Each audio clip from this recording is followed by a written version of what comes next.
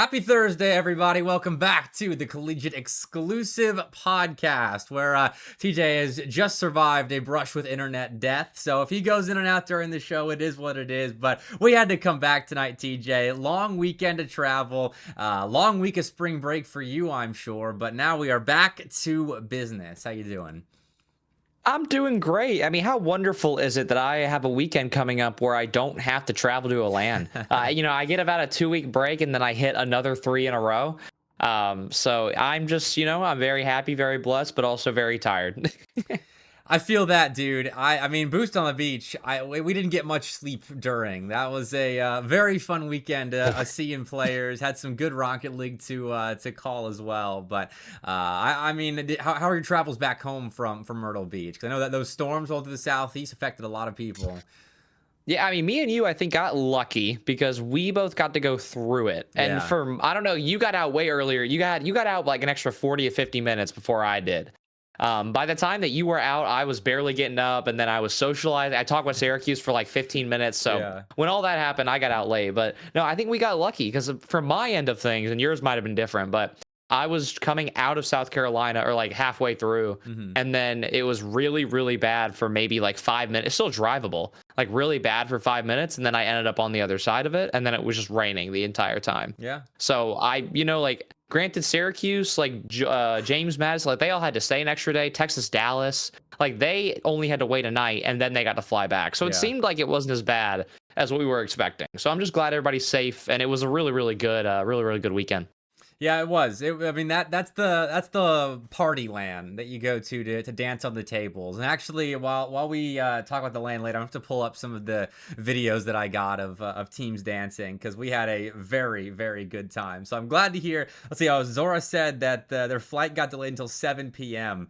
But hey, I mean, I guess at least you got out of there. Like Syracuse was talking about renting a van and driving up 12 hours to New York. So I'm glad everyone got home safe, it seems like. But we'll talk about that's the second segment. We got to start with CRL. I feel like, TJ, that's the big thing going on. And with being at Boost on the Beach and work taking up time, I haven't gotten to watch a lot of CRL league play. But I was looking at the standings, and I'll tab over now to what the standings for league play look like at the moment. And I know some schools have only played a few matches because of travel and LANs and other things. But right now, St. Clair at the very top of the leaderboard. Are you surprised? I mean, I am slightly surprised because there are schools who should not be losing who have lost. Like, don't get me wrong. Like, Baylor is one more win away from being right up there with them. That right there is an expected result. I think the biggest shock and awe out of this entire pool is looking at two teams. Fisher is the most obvious one. They look like a brand. Like, this is a new turn for Fisher. Like, I would even argue this roster has the potential to be better than the Sosa Fisher roster when they were quote unquote at their peak. Like, I really, really like what Royales and Stolen are doing with that team. The very few times have we seen a South American play style come into North America and be in a really dominant position. A select few times in RLCS, but in CRL, it's the first of its kind. So I'm really excited for Fisher. Now, in terms of the other one that I'm referring to, it's Akron Blue, easily. Dude. I am just extremely concerned for where that roster's going. They're probably going to be fine, don't get me wrong, but like, let's say they play an OC in the LCQ. I get a little worried for matchups like that for them right now. I think that they are unironically looking like a bottom 4. Losses to Indiana Tech, lost to Maryland, beat Ball State in 5. That's their one win. Lost to Syracuse, lost to St. Clair, lost to Cumberland. Someone in chat saying that they think Akron Blue should be 2 and 4. So we'll wait to get updated info on that. But at least based on the Wikipedia, like 2 and 4, 1 and 5. It's not the expected result, I think, for this Akron team. I feel like Gold has stolen all of their aura. Like Akron Blue, 1 and 5 at the moment. They they kind of had to squeak into CRL League play as well. Whereas Gold, I mean, 2-2, yeah, but so far they are one of the most fun teams in CRL at the moment. A win in Game 5 over Winthrop out of nowhere, mind you, taking a game off of Fisher, all right, beating Indiana Tech in 5, and then they go to 5 with the undefeated St. Clair. Like the Akron program is such a fun story. Well, it's such a fun story on one side of the two teams, and then Akron Blue not having a whole lot of fun. Well, yeah, and I'm definitely jumping the gun. Like, Akron Blue are not going to finish within the 12 to 16 range. But the problem is that you have played some of the better teams in all of league play, including a very tough Indiana Tech series. So, you know, I can only quote unquote hate so far. But on note to Akron Gold, this is what happens with this format, and this is why this is a good format. You get one chance to play every single team out of the entire nation. And this is how traditional sports has always been. You get your chances, and if you sell a chance away, you're very fortunate to try and get another chance. I mean, even in baseball, where they play series against the same team over and over again, you still only get the one chance or very few chances to play that team on a set day or a set weekend. And then after that, whatever happens, you have to try and counter with. So Gold and Blue in spots where I think they're going to be A-okay. There's a few really big games for them in the middle of the pack coming up. Like, for example, neither team has played a Davenport. Neither team has played Wichita State. That's a must-win for them. Neither team has played Concord, who is struggling heavily. Neither team has played... I'll even throw West Virginia in the mix there. Why not? Those are big, like... those are big, like, top 8 to top 12 type of games that they have to be winning if they're going to end up somewhere in that fray. So I'm intrigued to see. I really do think they're going to cut it close. Both teams will towards the middle of the top 16. So for the record, for people that aren't reading chat right now, the Syracuse and Akron Blue series is flipped. So Blue is 2-4, but I think our points still stand. So Liquipedia, fix it, I guess. I could go in there right now, but we're alive. I'm not doing that. But yeah, I mean, outside of the Akron story, Fisher, Baylor is a team that I am surprised to see 3-0 so far. I really thought with Zanil coming into this, plus their RLCS struggles, plus when they took that day one loss to Boise on LAN, I was thinking, okay, maybe Zanil does not fit in with Andy and Hoxer. Oh man, as well as we might have thought. But they've fixed things, and I mean, with a program like Baylor, I didn't think they were going to completely stumble their way through this season. I mean, they've got the support behind them to figure things out. These are very experienced players that can figure things out, and it seems like they are. So I'll eat my words on Baylor here. 3-0, and they're in a pretty good spot to make a run to the top 4. Because I mean, realistically, what are we thinking? Like 4 losses is kind of where the cutoff would be for you to reasonably have a chance to make top 4. Well, very, very briefly before we jump to that, here's what I want to add on. Okay. You are right about Baylor, because this is a point that I've heard a lot, like, and myself and many other coaches in the scene, we've talked about this Baylor roster, because when you look at them in RLCS last season, or last splits, I mean, they were not good. They were losing to teams they should not have. They were truly, truly struggling. And I got to be careful because I don't want Andy to call me out on mainstream. So I got to be mindful of that. Like, look, Baylor from a pro team perspective, which is where they deserve to be judged, aka in lines with the Maryvilles, in lines with the St. Clairs. That is a fair judgment to say that we are worried about them. But there is absolutely no doubt in my mind this roster is a contender. And all that they need is to just survive until playoffs. And when you get to the national championship, then we can start to be worried about how are they playing. But you still have a month and some change to get there. So I am not concerned about Baylor. I never was. But again, from a pro perspective, totally fair point. Okay, now to the cutoff point. You say 4 losses. I don't know if it's going to be enough. Okay. I'm concerned right now, looking at the top. Like, for example, St. Clair have already played Cumberland. That's a must-win. Played Concord. Must-win. Those are gatekeeper teams that they've beat. And then when you look at Maryville, bad loss to Indiana Tech, and they haven't played any of the higher-level teams other than Akron Blue that they 3-0'd. And I don't count that as a gatekeeper team right now. They're not playing like it. Yeah. So Maryville have a long way to go, and they already have a loss. So I don't know if 4 I go really back and forth between 3 and 4. If you want to lock yourself in, like for example, Fisher really can only lose against one of the top 5 to 6 from now on if they're going to stay in the top 4. But once you get to 4 losses, I think we're going to have some very uncomfortable tiebreakers, especially again with all these gatekeeper teams. Yeah, the reason I put 4, because like if league play were to be a boring, like the number 1 team beats everybody, number 2 team beats everybody but the number 1 team, etc., you would have undefeated, 1 loss, 2 loss, 3 loss. But I mean, I feel like so far with how crazy it's been with some of these upsets that we're not going to get that. Like I would venture a guess that the top 2 teams are going to have 1, maybe 2 losses, and then the next one 3 losses, the next team 4 losses, and then some tiebreakers in between. Like, I mean, if you look at this table right now, a lot of teams that are potential contenders are sitting at 3 or 4, and 2 losses. Like West Virginia being at 2 losses already, Cumberland being at 2 losses already. Like that is a recipe for a massive tiebreaker to get in at top 4. And so I don't feel like anyone is out yet, even some of these teams being 6 series in. But you know, you do have to be flawless. And I mean, unless you have strong opinions on that, TJ, I've got another question for you. Because coming into league play, I feel like Maryville, maybe Winthrop, Baylor, St. Clair were the top 4 teams that we were all kind of expecting. We tossed West Virginia in there. I'm curious what you think about the top 4 conversation after all these series been played.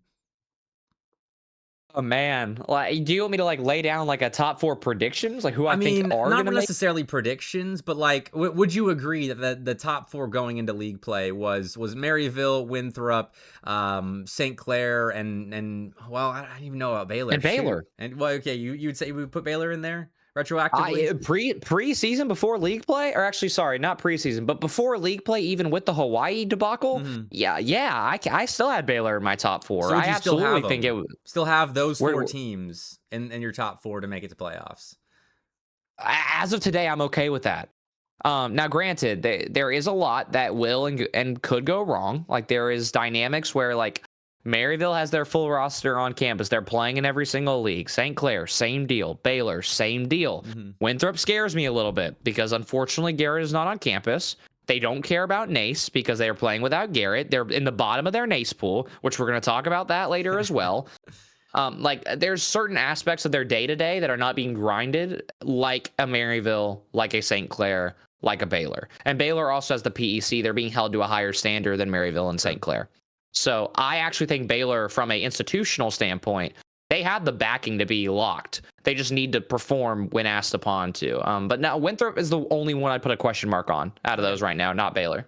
Yeah, I suppose of those 4 teams, they are the one team that you would question the motivations with, just with not really having anywhere else to really get good reps in. And so, yeah, interesting conversation. And we'll see what happens with Winthrop as they actually play matches. I think Northwood as well, just having played the 1 series so far. I think they were on spring break, if I remember what Kev Dog was saying last week. So we should be getting more of their results in. But that's league play.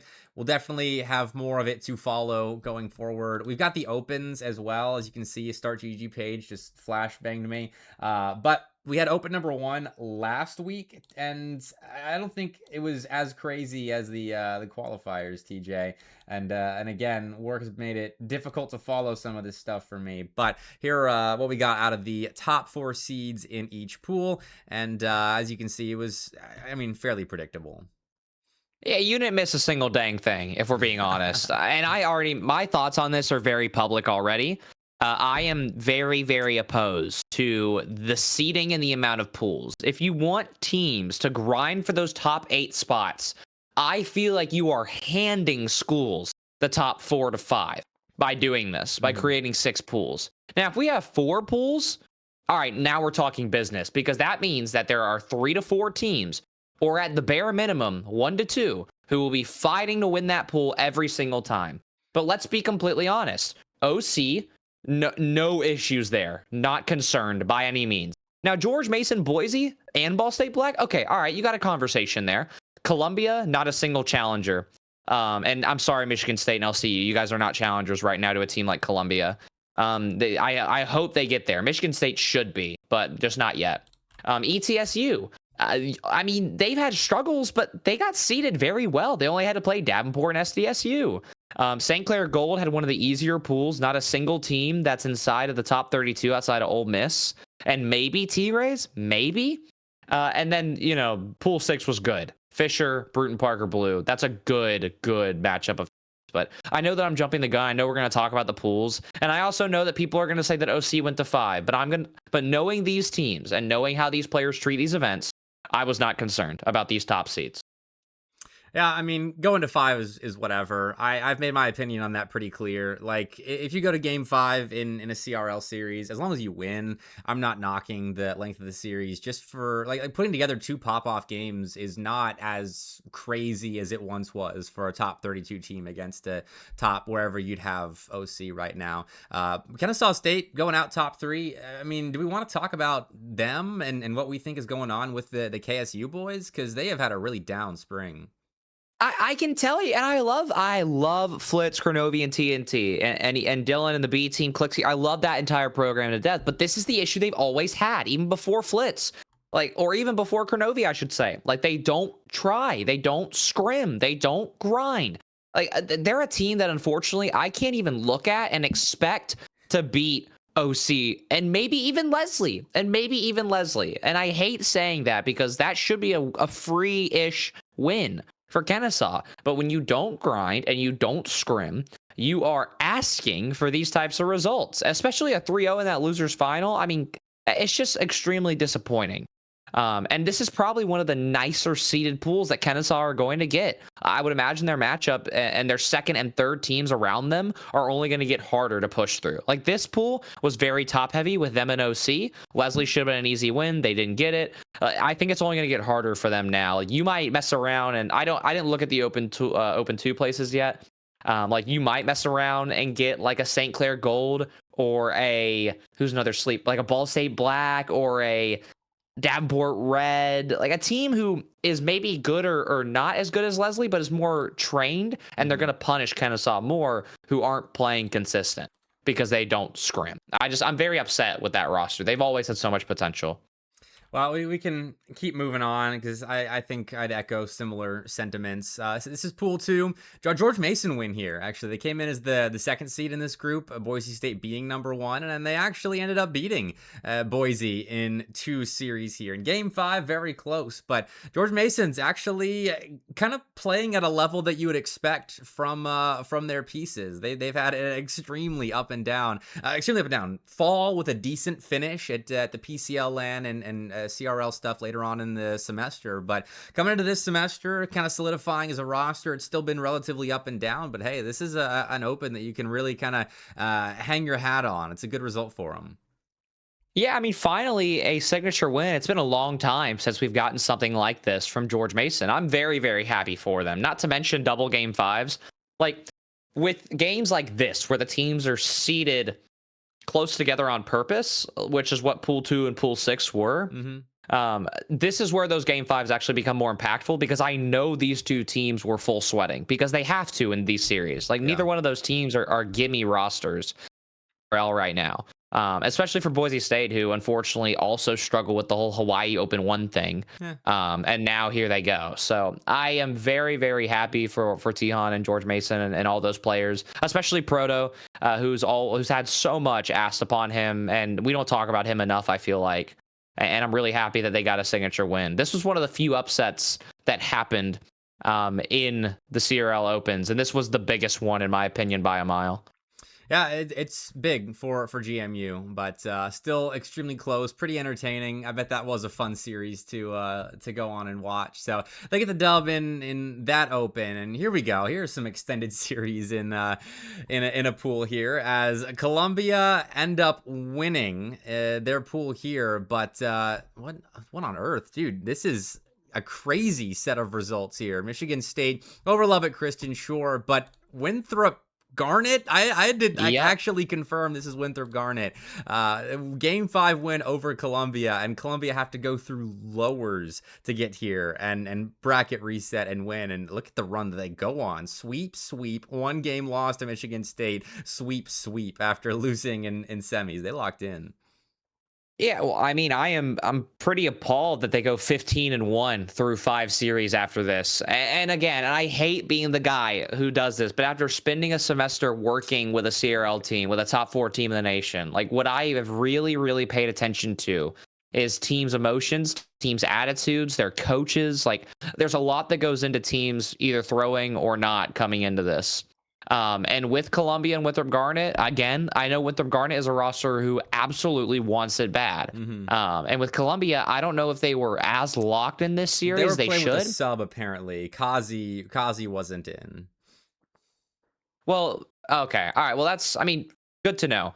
Well, in that case, I seriously doubt they were trolling. But the fact that they went 15-1, I just kind of look at it. We're going to get to the Winthrop Garnet Michigan State one. Like I was more concerned reading Winthrop Garnet over Michigan State than I was about the Columbia run, if I'm being honest. Like again, Columbia is a battle tested team, and even though they had a sub, like there's a lot of baseline play. Again, like the competitive floor of a team. Like we've mentioned that 1,000 times on this podcast, and Columbia is one of the better teams in the top 20. Top 25 with a high competitive floor. But now we can talk about Winthrop Garnet. 2 huge wins for that. I mean, second place, they unironically could sneak into the top 8 off of this result alone. Yeah. This is massive because now their seeding will be pretty solid going into the second open this week. So they have to keep up form, honestly, and that's always been the trick for a lot of these like 33 through rank 60 teams. Like Winthrop Garnet is definitely on the high side of that, mind you. But still, this is a team that's been really grinding with this new trio, like with Monster King joining the lineup. Nikari and Phantom, we already knew they were pretty good. Phantom we watched play with the A team. Nikari, I haven't watched him play with the A team yet, but he is getting reps in with the A team in Garrett's place in Nace. So both those guys have good experience. They've got Coach T. Carell keeping them in line as well. Winthrop Garnet is, once they figure out consistency, they're going to graduate from being like a C3 regional contender, occasional CRL open pop-off squad to a B team that is probably right up there with Ball State Black and what Akron Gold was previously before they graduated even further. I am really proud of this Winthrop Academy team so far. It is also East Tennessee State spring break, and Winthrop Garnet is the second seed in that pool for Open 2 tonight, which Skyline just reminded us about. And also, Coach Skyline saying that they have a chance is just a really funny thing for a coach to say. I'm not going to lie. I cannot believe we're going to open the door from the ETSU camp about that. I would hope they handle business, but Winthrop Garnet with a pool win or another top 2, they might unironically lock themselves in the top 8. So rooting for Phantom and them. And to go off the point that you just brought up about this roster kind of getting their stuff together, I really do think it's only up from here. The roster wasn't getting to play together for a little bit, and I only say that because they weren't, like, for example, the Charlotte LAN in February, they didn't get to play together. It was just Phantom who got to go to that. Yeah. Phantom is sharing reps with the Nace A team. The Garnet roster has no Nace roster playing, I don't believe, like even in plus. So now they're really getting their reps down. I can only imagine the teams that they're scrimming and how well they must be doing because, again, that 3 over Michigan State, that's a really big deal. So I'm rooting for them all the way through. All right, let's keep on keeping on. ETSU, what, flawless. I had heard they had won their pool here, but flawless for ETSU. I mean, going into Boost on the Beach, where they placed top 2, like, I'm not too surprised. I think that their form that recently has been very good. And Skyline did just say that Adrift is on vacation right now, so we play on a laptop tonight. So everyone keep that in mind when results come in. But hey, shout out ETSU. This was a clean run. I mean, Davenport Red, no slouches whatsoever. So to get through them unscathed is a nice little run for the Bucks.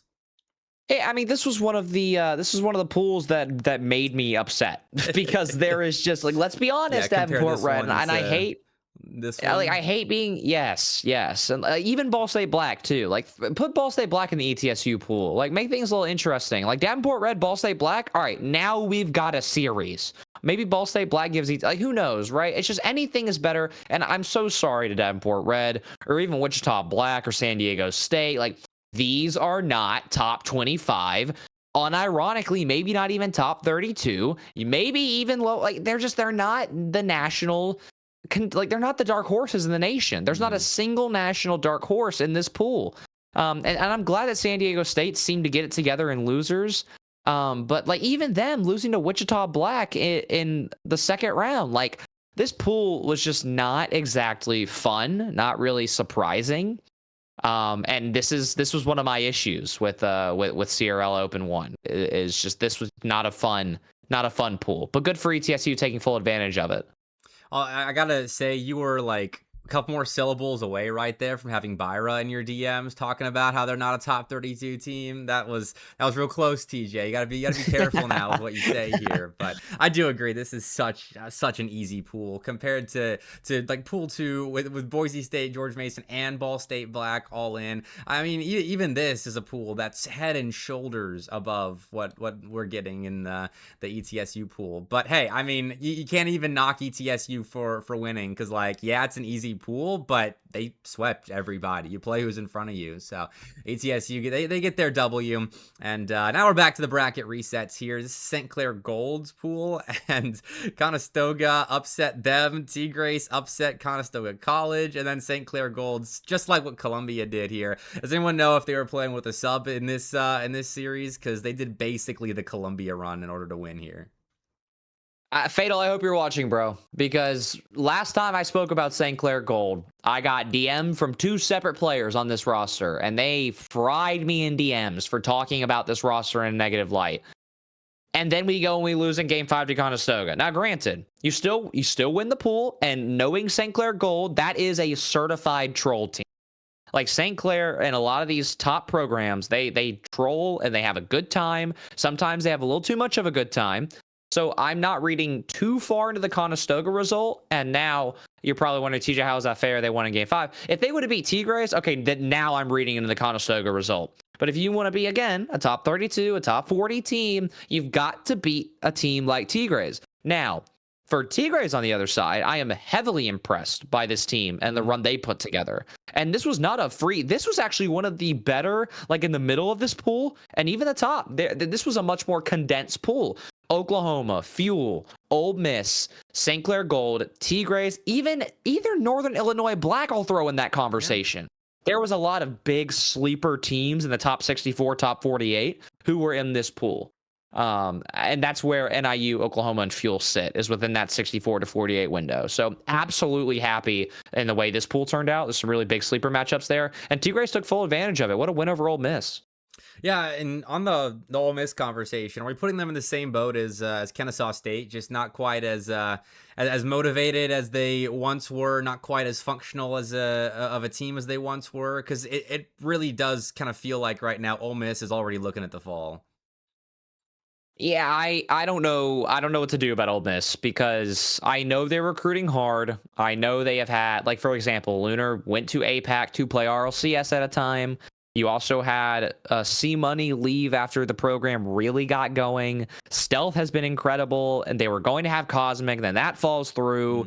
Like, Ole Miss is just going through the woes of trying to build a team right now. And I do think that next season, next fall, I think that they're going to be A-okay. But I'm not really putting much predictions on this roster. They don't play in much nationally, other than NECC, I do believe. And that's about all we see them in terms of major results every week. So again, a team that could have, should have, would have been bigger, like a Kennesaw State. I would say it's a fair argument. All right, well, we'll move on from the doom and gloom of old CRL legends and get through pool number 6. Fisher Navy and Bruton Parker going back and forth here. What's with all the semifinal losses into deep lower bracket runs plus bracket resets to win here? Like, shout out Fisher Navy for the Bruton Parker win. Oh my God, the DQs in this one are crazy. You've got Fisher Navy not playing a series until semis and then beating Bruton Parker in 5. That's this is a crazy pool. What on earth? Well, and again, it was another pool with a lot of underrated teams in the middle, like A&M, Drexel, Fisher Navy, Daytona State, Delaware, even. Like, these are teams that you have to put some respect on. And unfortunately, great for Fisher Navy, because for them, we had them high. We were really high on them, and then they had some really bad losses, and then now they get a win over Bruton Parker. Unfortunately, it didn't mean much, because again, these higher teams love to throw early in the night and then lock back in when it matters most. So Bruton Parker goes 6-0. They almost lost to Delaware. Not sure how that one happened. But also put some respect on Delaware's name. They were a team that I think slipped out of my top 48 entirely. And maybe I need to lock back in because I am quite surprised at that Daytona State win. I cannot believe that Daytona State lost that early and then had to play Bruton Parker Blue in the quarters. Like, I really, really was rooting for Daytona State to be a dark horse, and then this happened. So quite unfortunate for them. A pretty bad draw in the first pool, but also they did it to themselves. And great for Delaware. I mean, huge points for them and Fisher Navy.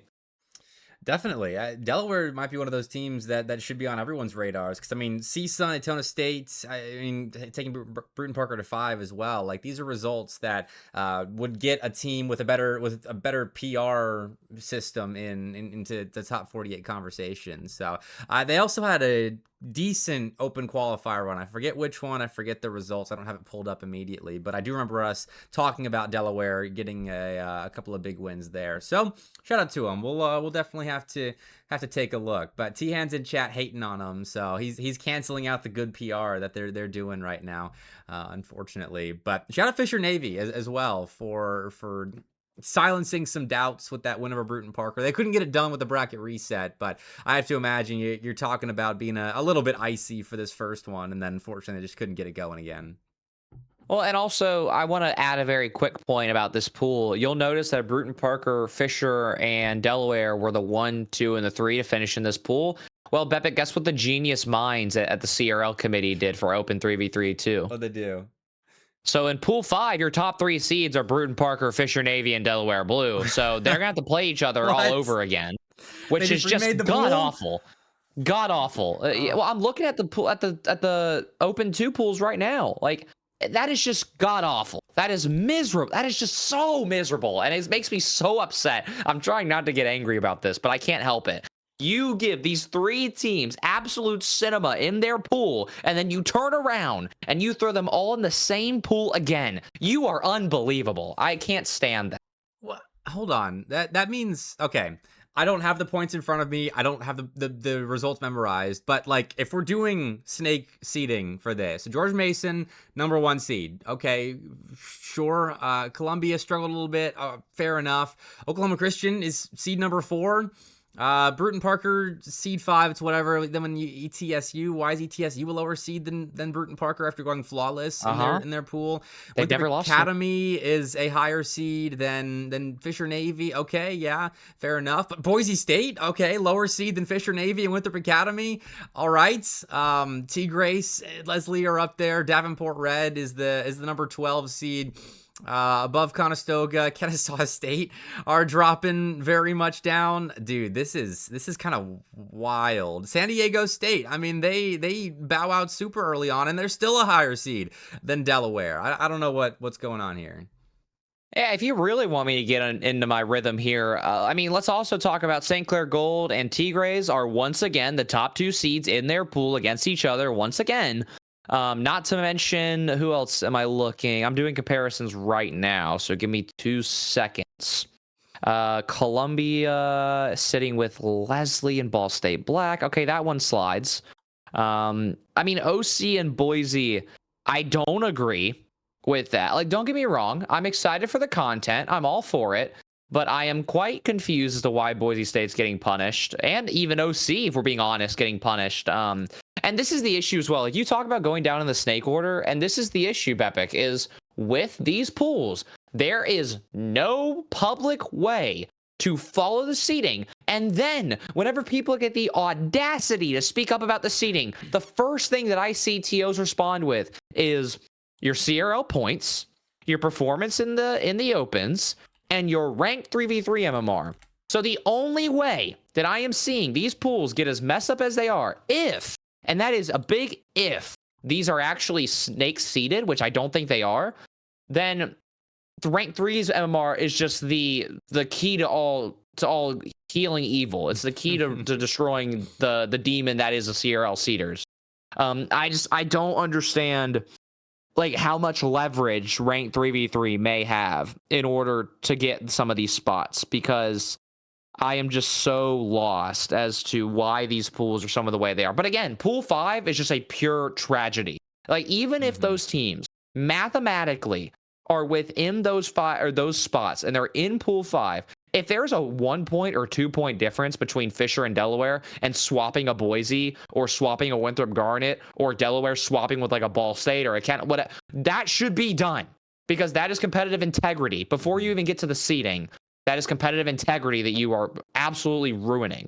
So this is great for teams like a Columbia, who should be A-OK against Leslie. I like their odds. This is great for teams like a George Mason, who should be A-OK. And this is great for teams like an ETSU, which they're on spring break. We'll see how it goes, but they should be A-OK even with Adrift on a laptop. And with all due respect to Adrift, his role in the lineup is to hit the ball, see the ball, get a demo or two, and shoot every now and then. So I think on laptop, he's going to be able to do that and be A-OK. As long as Leo and Kasai are playing with their thumbs, I think we're going to be fine. So I hate it for teams like Bruton Parker, Fisher, and Delaware. And then also, why does OC have to play Boise? Yeah. I don't get it. I just don't get it at all. So do they do seeding at all within the tiebreak? I understand using points to set the top 4 seeds in each pool. Whatever, that's fair enough. I have my qualms with that when seeding isn't great for the first open, but it is what it is. But is the next tiebreaker, like, do they have a seeding committee? Have the seeding committee go in and seed these teams within their tiers, or is it 3's MMR? Does anyone know for sure? Well, this is the sad part, is if I had to make an educated guess based off their public statements, they really love bringing up 3's MMR. But at the same time, and we know some of the seeders on the on the committee. I'm not saying the entire committee is evil.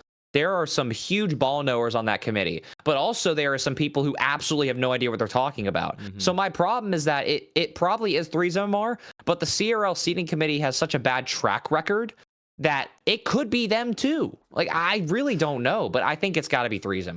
Yeah, because there's no way, like, I understand issues with the seeding committee, but there's no way. What was ETSU in Open 1? Weren't they seed 4, I think? And now, because they went flawless in their group that was given to them, they are dropped to the 6th seed overall. Like, that's a perfect example of this probably definitely being 3's MMR, which is also ridiculous. We've had 3's MMR as the tiebreaker for seeding in RLCS and for CRL situations like this for like 3 years now. And has anyone actually played more 3's ranked because of this? Because I don't think so. Well, and again, this is my problem as well. Is like, I think there is an argument that could be made that when you're looking at these top 6 pools, they might just be imported and renamed and changed, because there is no mathematical world, and I'm sorry, T-Han, but there is no mathematical world where GMU is the 1 seed. There just isn't. And I would say the same thing about St. Clair Gold. I would say the same thing about Columbia even as well.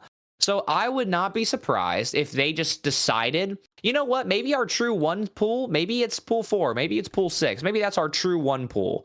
But then in the meantime, you get this. And yeah, you bring up a very good point. I'm trying to pull this up so I can read along with you here.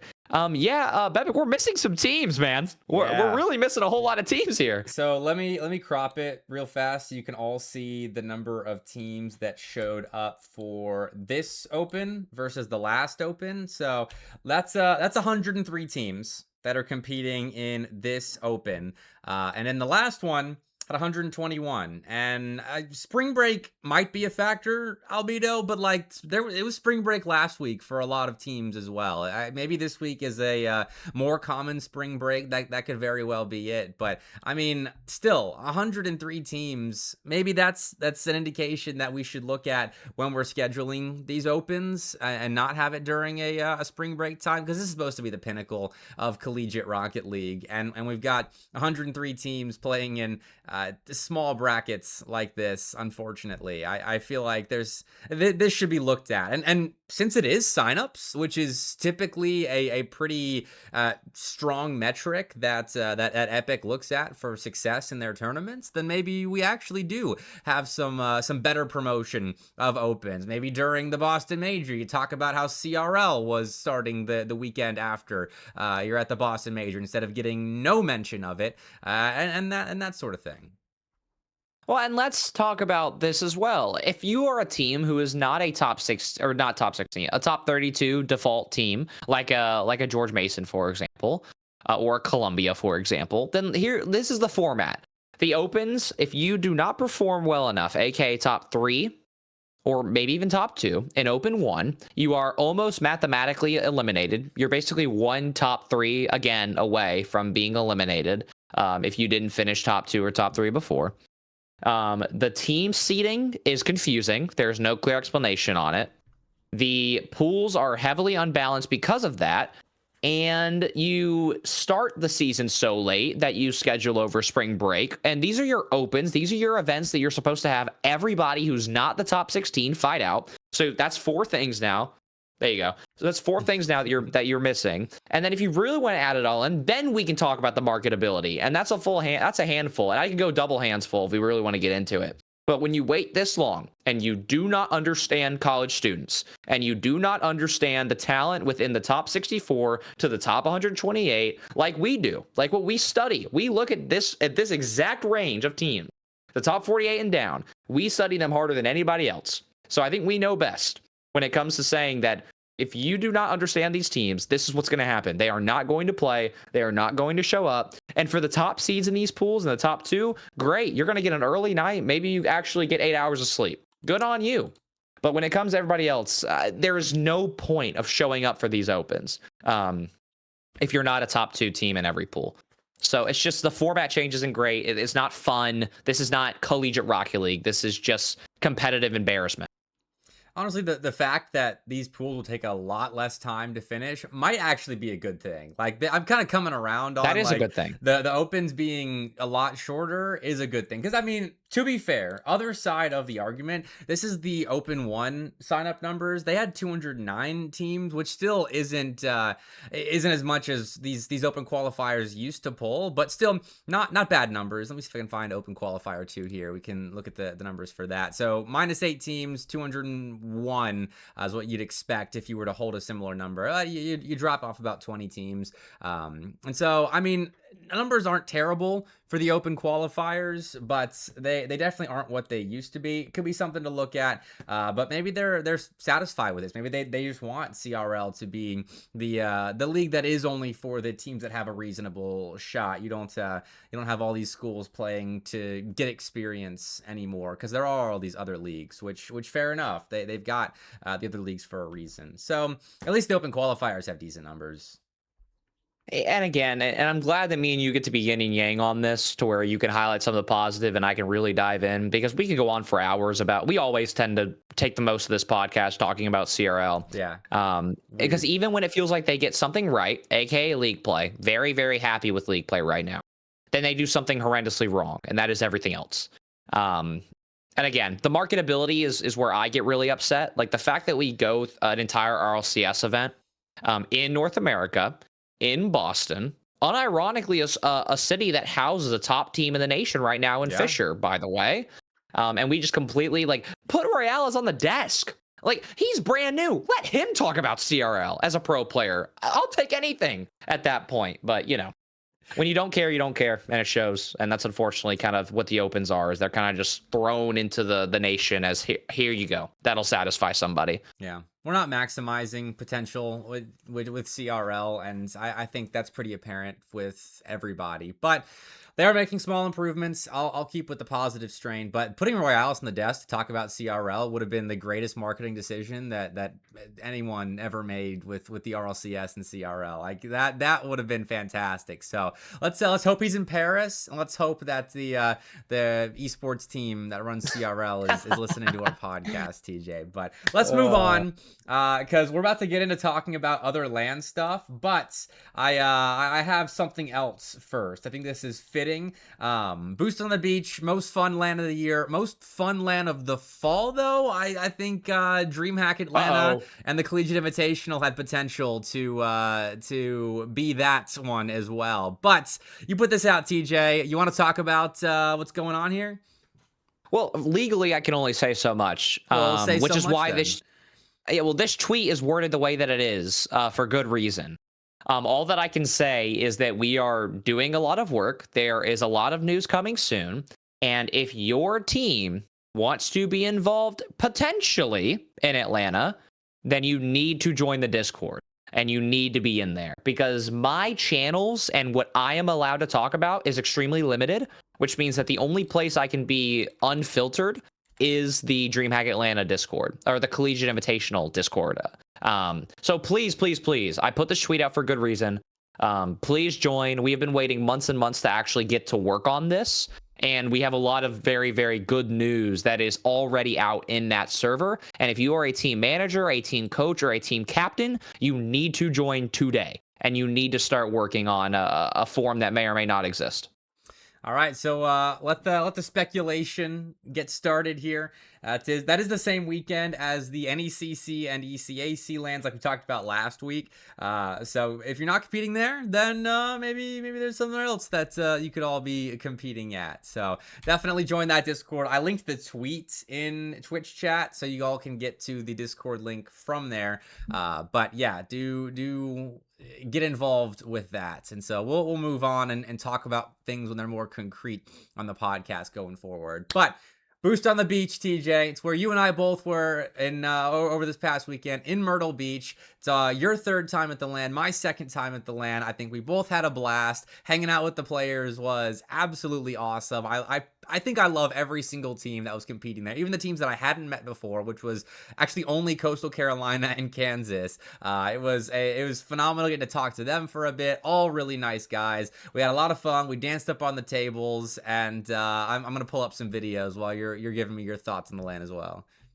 Yeah, I mean, socially, it was the best culmination of Boost on the Beach teams in a while. Last year, there was a big problem where it was very, very top heavy. Concord came in, dominated, and it was just not fun to be at if you were a spectator. But now you get teams who are bringing in other players and they're cheering on their teams, or you bring players who are loud and are playing into the crowd.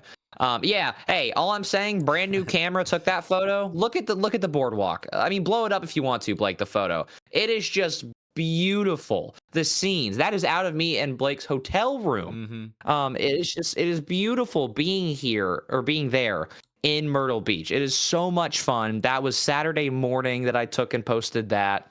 And again, there's just so much that's unexpected, and you're going to talk about it heavily, but that's the stage. The players play in the middle of the venue. We cast in the middle of the venue. We go on the big screens right back there alongside the conference tournaments for collegiate basketball. So we were getting prioritized over quite literally everything whenever we showed up for this event. And I have a very big personal attachment to this event. This and Bluegrass Boost Battle were the first two events that kickstarted my casting career. So for me, 3 years ago, 3 years ago, because now this is my third Boost on the Beach. Like, they took a chance on me. I was one of the first outside casters they ever brought into this event, outside of like the Shenandoah Syracuse crew. And I got to do my thing. And then obviously Bepic was supposed to be there as well, but an ankle injury kind of stopped you from coming. Oof. Then me and you got a pretty fun grand final last year. Concord sprayed me down with water on stage. That was something. And this event was no different. Again, awesome teams, and even post-event as well. Some of the craziest things I've ever seen at a LAN post-event, outside of maybe whenever I hung out with Polar towards midnight, the very first year I was there. And if you guys know Polar, you know what happened post-event. I mean, if you know Polar, you know what he gets up to. So it was a really, really good time. I was very happy with the teams that got invited. The only negative is that because of our LCS, this was going to be the most competitive Boost on the Beach, and unfortunately, things changed. That's the only negative, is that it could have been a potential CRL LAN, but, so be it. Yeah, it is what it is. No prize pool as well. That is confirmed. Actually, I think $100 was pitched trying to get a Wikipedia page, but that didn't pan out, I think. Shout out Reed the Sloth, who was like actively trying to work with everybody to make sure everything was above board, and that Boost on the Beach could maybe get a Wikipedia page. I don't think it panned out, but it is what it is. We've got the challenge page to talk through groups, because I was showing the dancing and stuff, which is the best part of it. But the Rocket League was also pretty good too. And the way I talked about it last week was this was the LAN of teams that had some sort of like chip on their shoulder to perform here, whether that was them not being good on LAN or inconsistent throughout the semester or playing with a substitute or just trying to prove themselves at an event with high caliber teams, even with the RLCS issues, the no prize pool stuff. But I think it's exactly what we got here. Syracuse in Group A, they were the best seed, TJ, but on day one, I think they had 2 or 3 Game 5 series. They were really pushed. Yeah, two Game 5s and 1 4-game series, and they just, none of them should have ever gone the distance. Like, let's be honest, and I hope Tiz or somebody from Syracuse is in chat, because Tiz came up to me after the day. Whoops. And he was like, so how about number 17? And I looked at him. I said, dude, you beat teams who were all ranked under you. Like, let's not get crazy here. So with all due respect to Syracuse, they were the host school. If this team wanted to play RLCS, which they still found a way to play RLCS, and if they wanted to do it and Syracuse wasn't the host school, Syracuse probably doesn't come to an event like this if they're not the host school. So they were basically forced to go. Then they win. They did exactly what they were expected to do. Did they look good while doing it? Absolutely. But they showed up and did what they were supposed to do, and that is win. Now, was it awkward with those Game 5s? Yes. Yeah. And was that what I expect from Syracuse? Also, yes. Because they're not, like, out of the top 16 CRL teams, like, them and Wichita both have Game 5, like, not a condition, but like they really find a way for the content a lot of the time. Now, do they win big series? Absolutely. They are a great team. Both of them are great teams. But for Syracuse specifically, I wish I would have seen more, because the only series I was actually impressed was the grand final. Yeah. So good on them. That 4 over ETSU with 2 comebacks out of those 2 games, that was pretty incredible. I can't hate on that.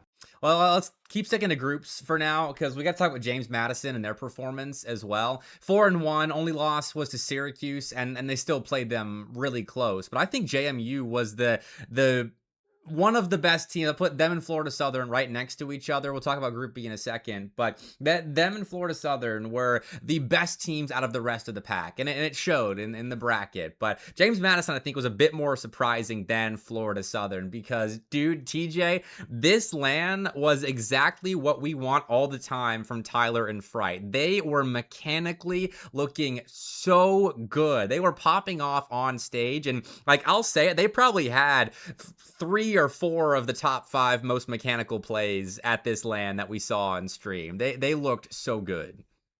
Yeah, I wish that we had like a top 5 that the event put together. Yeah. But unfortunately, we do not. But no, James Madison was incredible. I mean, they have always had the tools. They continuously have gotten some of the best and most fun to watch freshmen. Like, you get Pigeon, you get Tyler, you get Fright. That is an absurd amount of luck for a school to get 3, not only just good and fun guys to be around, but also you get a captain in Gad who is also absurdly fun to be around, very experienced in the scene, on a pro level and a collegiate level. They have had all of the tools. It was just a matter of time. So even though a team like Syracuse doesn't get a lot of PR points for winning an event like this, James Madison took full advantage of it. And Maryland, no Cozy P. JMU has beat the roster with Cozy P and without, so, not a big deal for them. South Carolina, no AUG. So, both those teams playing with a sub. Those were tough moments. But teams who were sitting in the 2nd and 3rd spots in each group, this LAN was made for them. And then I'm gonna play the clip of Gad and Skyline and Leo dancing first of all, or Kasai dancing. Sorry, I still get the 2 Frenchmen confused way too much. But this is another boost on the Beach vibe right here. It's right before they're about to play semifinals, and so like they're having the success, but also having a great time. So while Gad wasn't popping off on the pitch as much as Tyler and Fright were, he's still popping off on teammates. The table. Yeah, they were locking in. But dude, I love all the videos I got of the players dancing on the tables here. Like, everyone was having such a good time. This is the perfect advertisement for for Boost on the Beach. But yeah, the Rocket League was also a thing.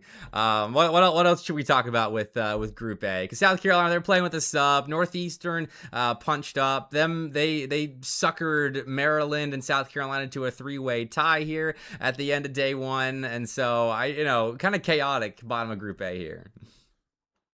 Yeah, I mean, I don't have much else to add. Again, this LAN is made for teams who sit in the top 64, top 48, like a South Carolina, or like South Carolina's been better than the top 48. I don't want to get caught saying that. Like a Northeastern, like that's what this LAN is made for. So I just wish that Cozy P and Og would have been there, because then we would have had a very, very, very good Group A, and it would have been so much fun to watch. But a lot of the big content happened in Group B. Yeah, I mean, Florida Southern popped off. ETSU going 5-0 is fairly expected. They were tested a little bit, but they, coming out of groups, looked better than Syracuse. No doubt about that. So they were the cleanest team to come out of the group stage. But then Florida Southern, they took care of business. UTK did well. They started their day off with ETSU, and it was a 3-1 with 3 overtimes. But then they have a long day running through then UTD, UNCC, and Kansas, who are all teams that can test a UTK squad that isn't playing their cleanest Rocket League, because they never do at this rate. But Florida Southern, at the end of the day, absolutely demolished the Volunteers. And I think that was the biggest difference between a UTK team with LAN experience, who is a threat in this group, versus a Florida Southern squad who was locked in the entire weekend. Well, and I'm going to say this as well with Florida Southern. I think that out of all the teams, I think Florida Southern had fate on their side. I'm not going to discount any of their wins, but Tennessee was hot off of 3 straight stage games. Then after they put all that energy and emotion, and the fans that they brought, the B and the C team and miscellaneous club members, before you do, I'll add this in. Okay. They had all of this investment and all of this emotional involvement, and then you have to play Florida Southern at the end of the day. That is really bad for Tennessee, because Florida Southern got to play a pretty quiet day one. You go off stage, you beat up these teams down to a pulp, and then you get your 3rd seed, your closest matchup, and a huge matchup for Sunday. You get them at the very end of the night. That is just, again, great win for Florida Southern. They were the better team, absolutely. But they got Tennessee when they were all out of gas. And I would say the same thing about James Madison on Sunday, which, again, we're going to touch on it. I don't want to get on another tangent. But Florida Southern, I think, had not only played really, really well, but everything was stacked in their favor. Yeah, I mean, fair enough, but they had a long day as well. Not as much playing on stage, I suppose. There's a little less energy expenditure by playing on the side stream, but they still did get tested by Dallas and Charlotte and Kansas as well. This was a really stacked group. We can move on to the bracket, because no one gets eliminated with groups, and I've found real quick the best examples. We do move on here to bracket play. This was the fan base that UTK, this is them dancing on the table, but they were here for vibes. They brought 9, and this is what they told the people on media day, 9 substitutes for the LAN. And that was including coaches Jeezy and Kung. So they tried their best to incorporate the rest of the crew as much as possible, but they were pure vibes. The Rocket League definitely was secondary for Tennessee. But this is the bracket, and it was pretty expected when it comes to actual wins. We streamed South Carolina and Charlotte into James Madison and UTK, I believe, and then the semis and grand finals, which I think this about went as expected. Maybe with Northeastern over UTD is a bit of an upset. Charlotte on paper is an upset, but South Carolina was without Og, and then from there it was expected with James Madison popping the heck off in quarters. Well, and again, the teams who this LAN is made for took advantage of it. James Madison, incredible run. They looked really good against Tennessee. Charlotte, they had ETSU. They were up 2-1 in that series, and then it got away from them, especially that game 4. That was a heartbreaker where they gave up 2 goals, I think, in quick succession in the last 30 seconds, or like 1 in the last 30, and then they lost in overtime or something like that. And then even Florida Southern Maryland, that's a banger matchup.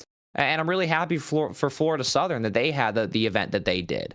The only team that I was, and I know Zora's in chat, and I hate saying this, but the team that I was the most disappointed by was unfortunately UT Dallas. Like that Northeastern loss was completely unexpected in my eyes. Yeah.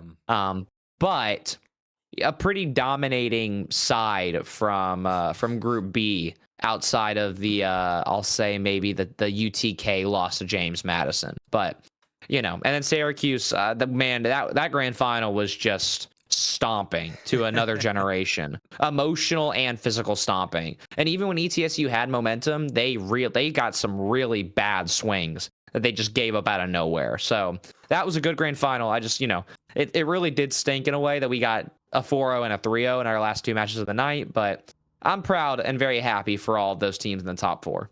Yeah, it was an entertaining bracket. Despite 2 sweeps and a 3-1 in semis, it was still an entertaining bracket. Like, James Madison played ETSU close. They just couldn't break through East Tennessee State. You didn't have the same level of pop-offs mechanically just because ETSU's defense was a lot cleaner than UTK's, which makes a whole lot of sense when you look at that on paper. But that grand finals, dude, like, you and Bass did a great job with the excitement of it. Like, I was feeling the vibes. I was also feeling the 3 tequila shots that I'd taken with some of the eliminated teams during grands. But man, I was enjoying that grand finals. It was pure vibes with the yelling back and forth that Syracuse and ETSU were doing. I think it was mostly Syracuse yelling. Get out of their window security. But yeah, they were really feeling it. I feel bad for the kids in the audience for some of those pop-offs, but it is what it is. It was a long weekend. It's what you'd expect. And Syracuse, and I have comments that I want to say, but I'm going to bite on them for now because I want to talk about the third place match a little bit more. Okay. Again, Florida Southern, you catch one of your hardest matchups of the entire weekend at the end of a very long weekend. And it does speak to them being in the right place at the right time, but it also goes to show how well Brandon's running that program. And that's Director Brandon with Florida Southern. He had them prepared for every matchup to the fullest degree, and the standard was win, and that's it. And it was 3-0. It was not 3-1. It was not 3-2. It was absolutely go and win. And unfortunately, for club-oriented teams like a UTK, like a James Madison, they're not held to that standard absolutely. So good on them for really putting their foot down on what is a varsity program and what is a newer fighting program. I'm also very happy for K-Frost. A really good showing from the new look member. And also Yulte. Yulte had his family there. Yulte had a very underrated showing. And we did talk about that on the broadcast as well. And his family was cheering him on as loud as all get out. K-Frost had his girlfriend there. I mean, what more do you do than bring your girl to the event just to show the other team what a real baller looks like? So shout out to K-Frost. I love Sam to death. Dude, he had the girlfriend buff. Like, it was apparent that he had the girlfriend He looked buff. good. But I don't know what you call Astro's buff because he just played good regardless. I mean, that's just Astro, dude. He's pretty good and fairly consistent. But I do want to talk about the families, actually. I'm so glad you brought that up because this LAN had the most familial support that I've ever seen at a CRL LAN. Like, you had Hexy's, I'm pretty sure, grandparents, and I think it's his aunt and uncle that show up to every LAN. You had Gad's Mimi and Gad's Unka there, who you see in Twitch chat all the time if you ever watch James Madison on stream. Getting to meet them was fantastic. You had the Florida Southern families. Who else did we have there? I feel like UTK, the player family. They can count there. But I mean, Knight's mom. We had UNCC families there as well. Knight's dad too, I think. Okay, I mean, we had so many families. Like, I can't even remember every single one. I should have written it down, but there were so many different families there supporting. Like, traveling to Myrtle Beach, which, oh no, you gotta travel to Myrtle Beach, but like, you're still traveling a decent ways to come to this LAN, and that's the sort of stuff that is going to legitimize CRL events even further. So shout out to all the families that made it out to Boost on the Beach, because I think when people in the crowd that don't know anything about Collegiate Esports see families coming to support, that's just another kind of box that you check to click in their minds that esports is similar to traditional sports. Families travel to support their kids in these competitive esports and sports journeys, and so I thought that was really, really cool. It's one of the best parts about the event. I mean, even in the previous years, like Maryland, Hex's family always shows up. Knight's mom always shows up. Like, this is what I talked about at the beginning of this segment, was that Boost on the Beach does a really good job of bringing out the best in the people behind the scenes and the people who are playing. That is what this event does such a good job with. And even like the players dancing between games, like that right there is another good example. That's what this event is all about. I always feel the most fulfilled as a community member coming out of this LAN. And it was really, really happy. And it is a really positive note to kind of wrap up on. I do have thoughts about Syracuse in the grand final from a mental standpoint, but I'm going to hold on them for now, I think. All right, sounds good. I got 2 more small points to make.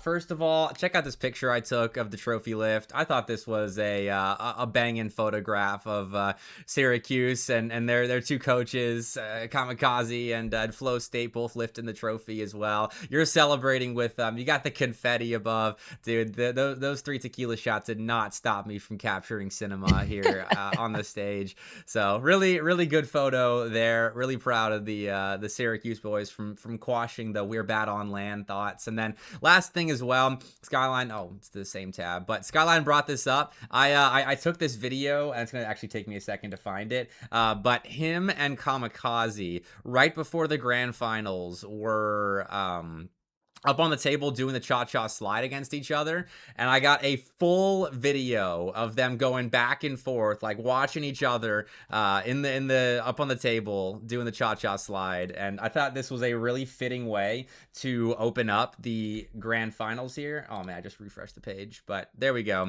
Had them going back and forth on the table, and I don't have the I guess I do have the audio. Here we go. I'll put it on there because you kind of need it.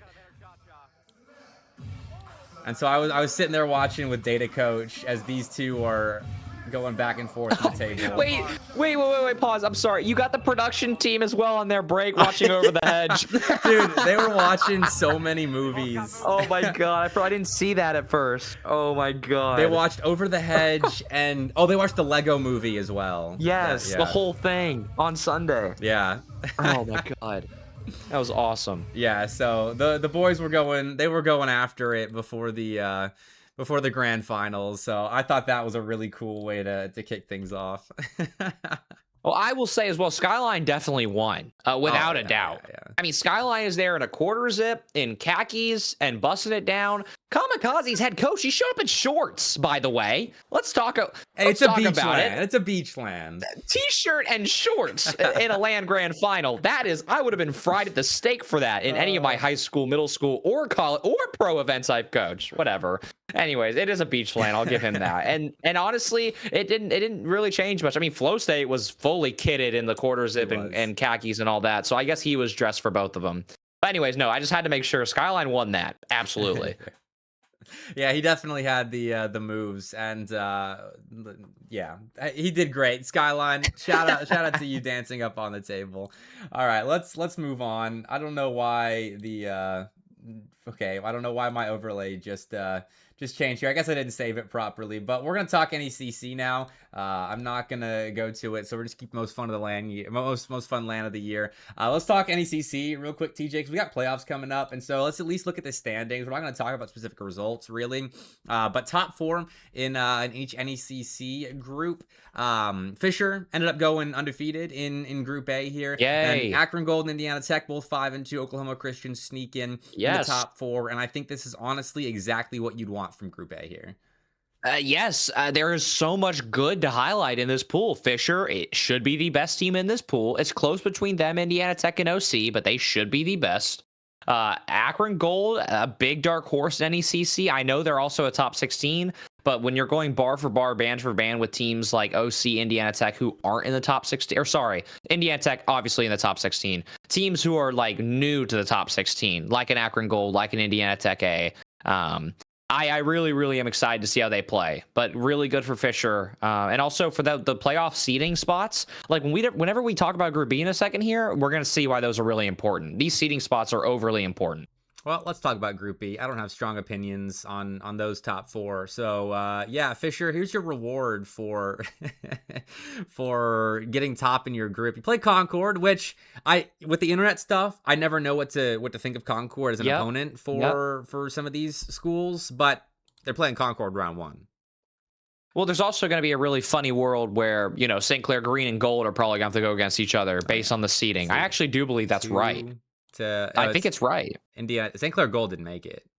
It's top 8. Oh, you're right. It's Top only 8. top 4. Yeah. Apologies. I'm not. I get lost in all the alphabet soup all right. rule books. I'm not gonna lie. Drowning in the soup. Okay, yeah, no, you're totally right. So yeah, I can't believe Concord almost lost out on it. I'm not gonna lie. Like Leslie is a team who upset Northwood last semester, and they deserve to be one series away. Okay, But also, look at this. Hold on, real quick. Concord and Leslie. yeah, I'm looking. Remember, I think it was week 4. No. Oh no. Week.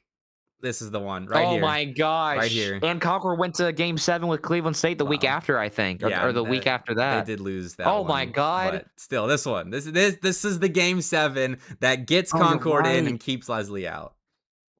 Yeah, I mean, again, the internet of doom and gloom. As somebody who experienced it very up close and personal last semester, publicly, I don't have much to add. There's still a long video that I am making about my experience.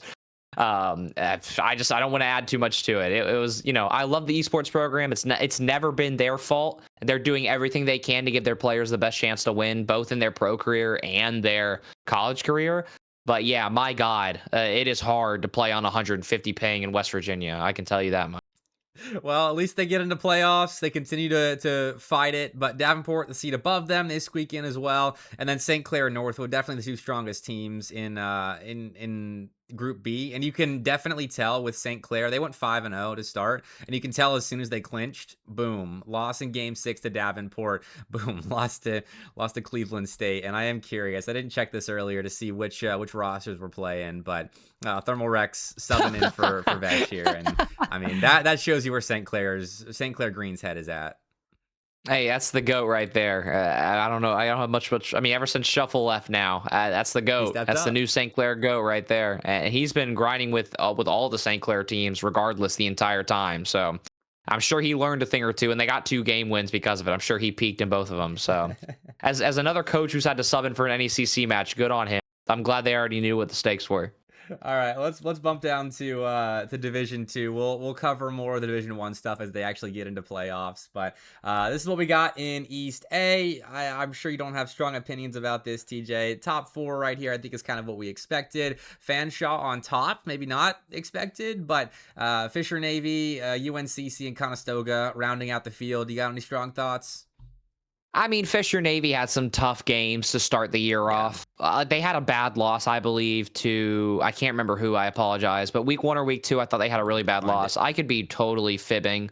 I hope maybe I'm thinking of like a decent. Oh, that's not a bad loss. I take it back. That is a big result for them, though. Those are 2 teams who should be a lot closer. That's whenever we started to go back down on the Fisher train, was when that loss happened. So be it. They still finish above them. The only storyline in this pool that I'm actually kind of like sorry for is, man, that Shawnee State storyline over the last 3 years, it is just getting worse and worse.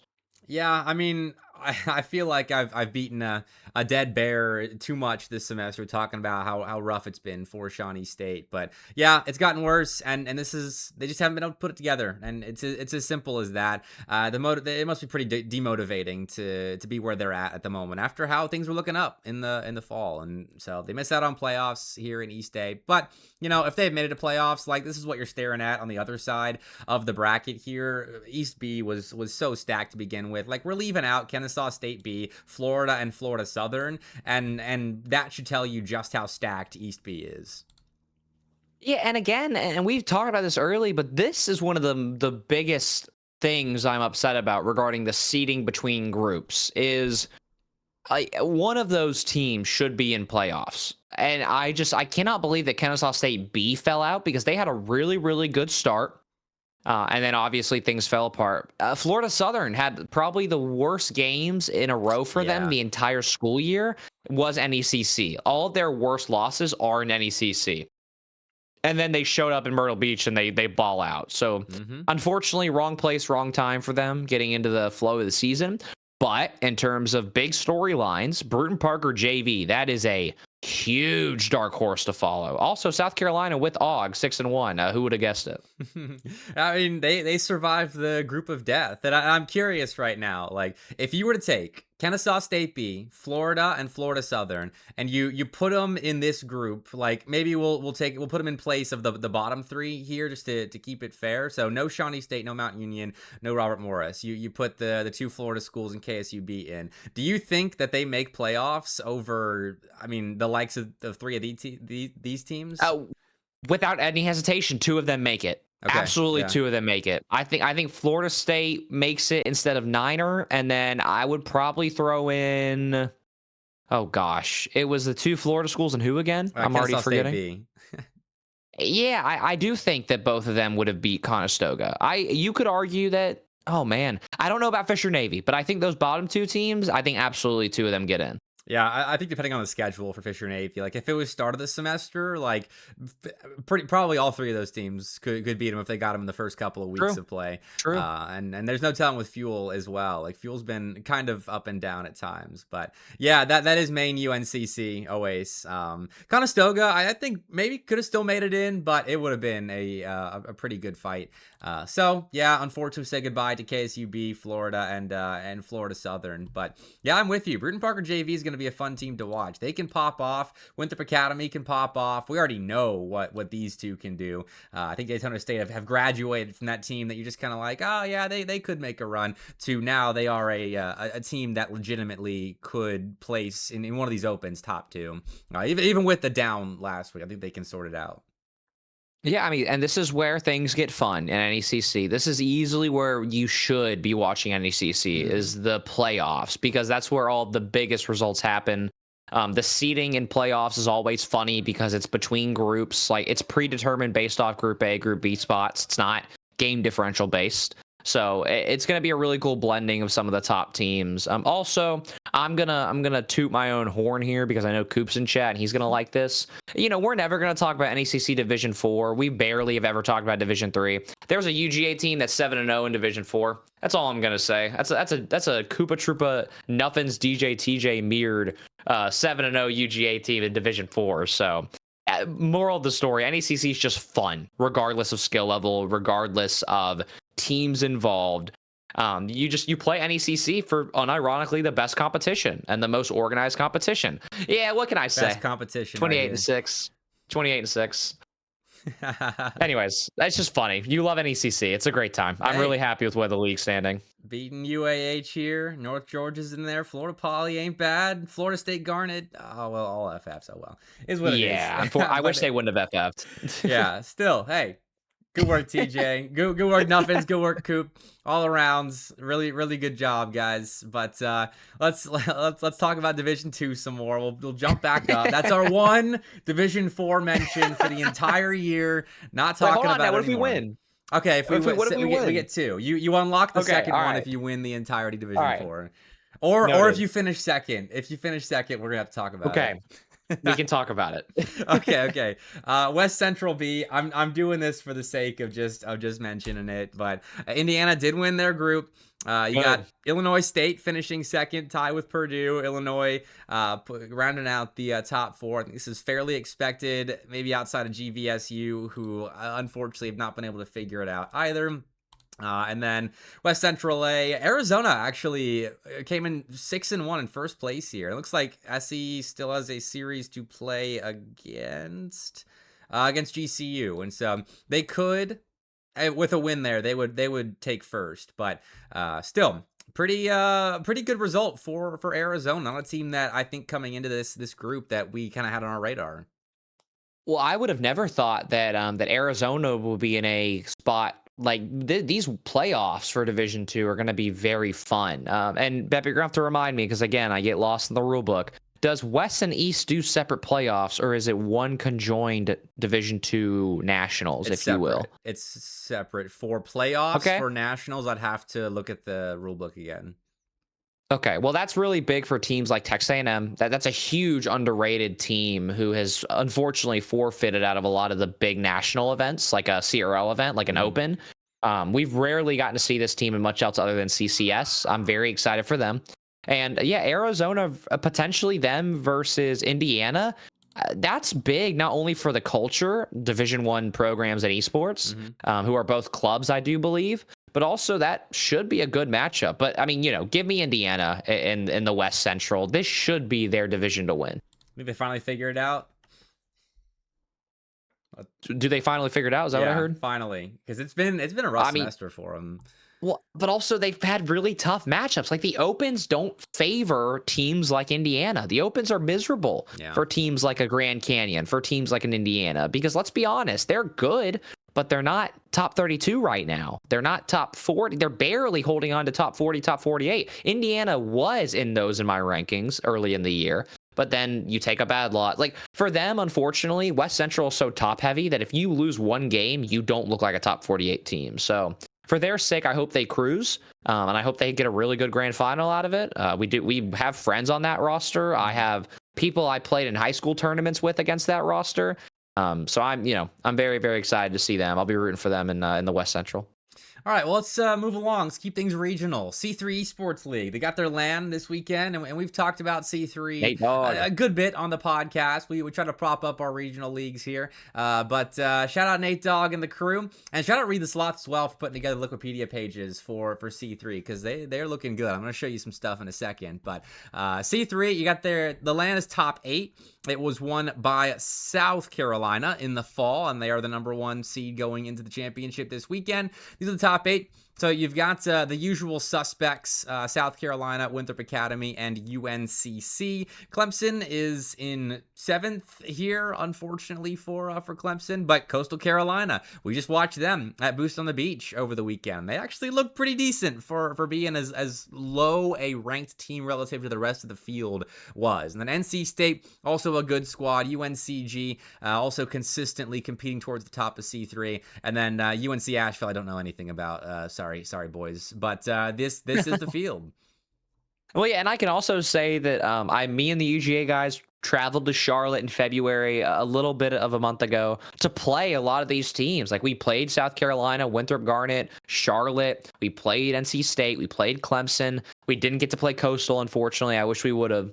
But I've seen these teams as a player and as a commentator now, and I am very excited for C3. There is no culmination of talent in terms of Collegiate Rock League like there is in the Carolinas. And I'm very happy for both Reed, Nate Dogg, and obviously the entire crew at C3. This is going to be a lot of fun to watch. And if I'm being really honest, I think it's anyone's game right now.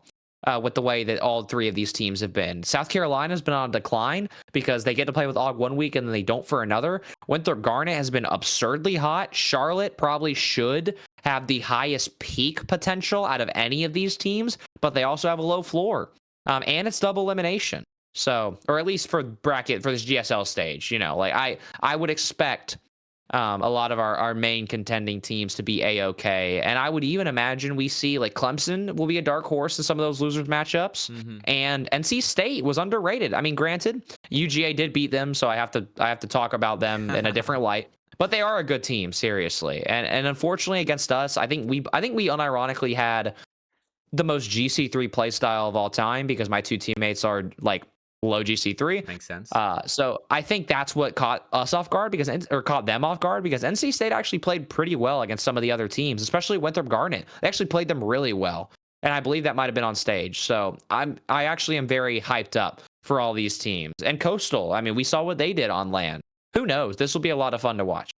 And it also tees up. So round 1 playoffs on stage with South Carolina versus Charlotte. And if this bracket plays out, maybe like we kind of expect it to, South Carolina take care of business here in the upper side of the GSL stage, and then maybe Winthrop Garnet do what they should probably do against Charlotte. That tees up a Charlotte versus South Carolina rematch on LAN with South Carolina getting Og back. Most likely, yeah. Og is listed here, and so it looks like we might get the full strength matchup that we didn't get at Boost on the Beach. Even though T-Man did a serviceable job at Boost subbing in for Og, it's still you want the full strength lineup here, and that's what we're going to get. So definitely check it out.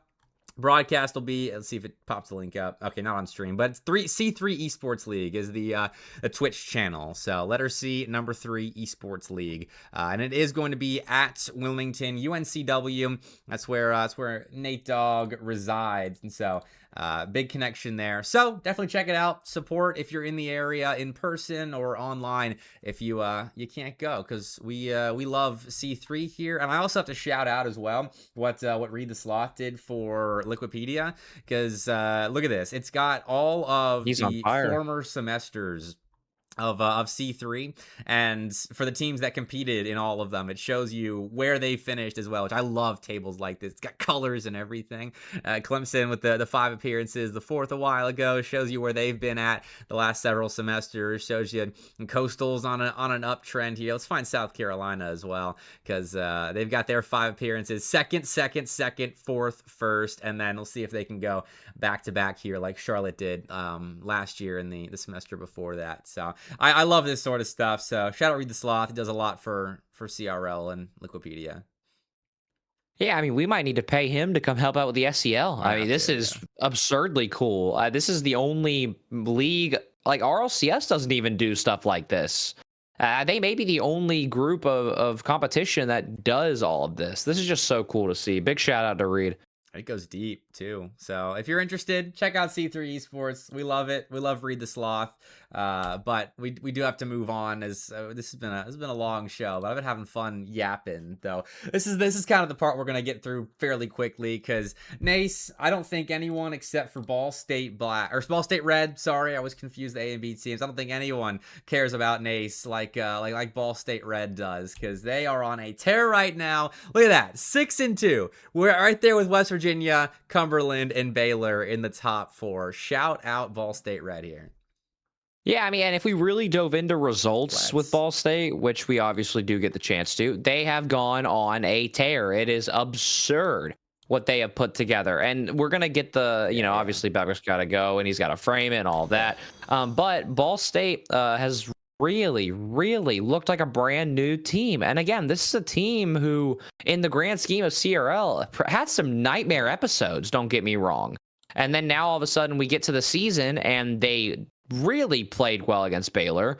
I expected them to beat Akron. That's not a crazy thing. The 3-0 over Cumberland is the one that I was actually the most surprised about. I'm not going to lie. And then obviously the St. Clair win. I'll let you start with that point if you want to.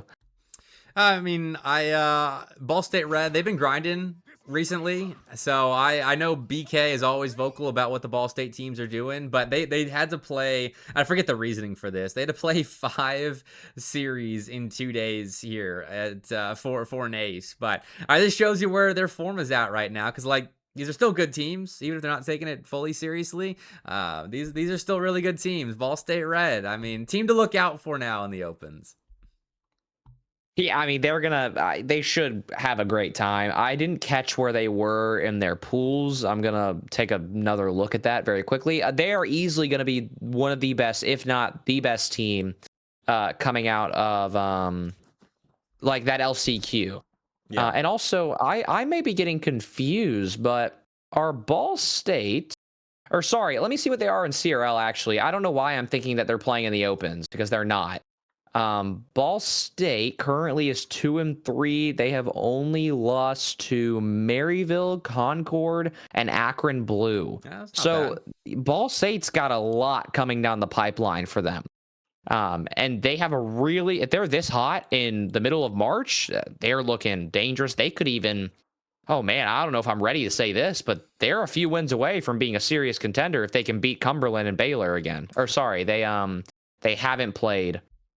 Wait, did they play Baylor? I'm all over the place, guys. I apologize. You get it together. Ball State, though, I mean, I had them as a contender for the top 4 before the semester started. I had them as a team that I thought was going to qualify in the first open qualifier, and so I was very high on Ball State. They had a bad open qualifier one, but they figured it out. They get to league play, and now in Nace, if they're finding form in a league that's kind of a warm up league for CRL, then you know, this could be their time to start finally getting things together, and just in time, like middle of March into April is when you want to have that sort of form. So I'm glad to see them figuring it out, honestly, because I mean, switching things around with the A and B team, like it didn't look good at the start of the semester with Wova getting bumped down, but if they're figuring it out, that's another program like Baylor. Like they are going to figure it out eventually. They just got such a good foundation underneath them. They got so good structure behind them, experienced players, everything you would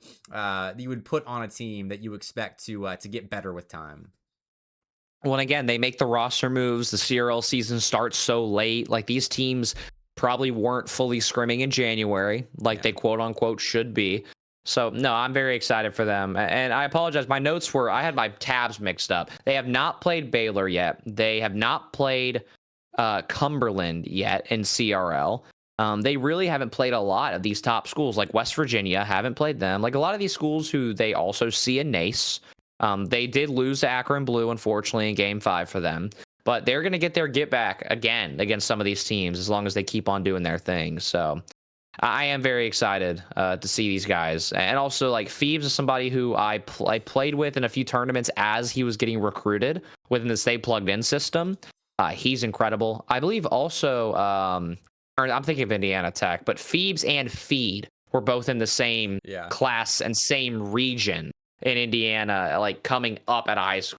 So something about that region, Indiana Tech, Ball State, like I can't wait for the Battle of Indiana Land that we're going to hopefully see again soon. Like that's going to be a banger. So I'm just, that whole state and regions got their stuff down right now. I'm excited for both teams. Yeah, now that Indiana Tech is good on LAN, the battle for Indiana, whenever it has happening next, is going to be really good. But within NACE as well, I mean, that was just the standings checkup, and I'll put the Super Conference standings back up on the screen here in a second, because it's important for the top 4, I believe. I can't remember who all makes it to playoffs, but the rest of it shakes out fairly.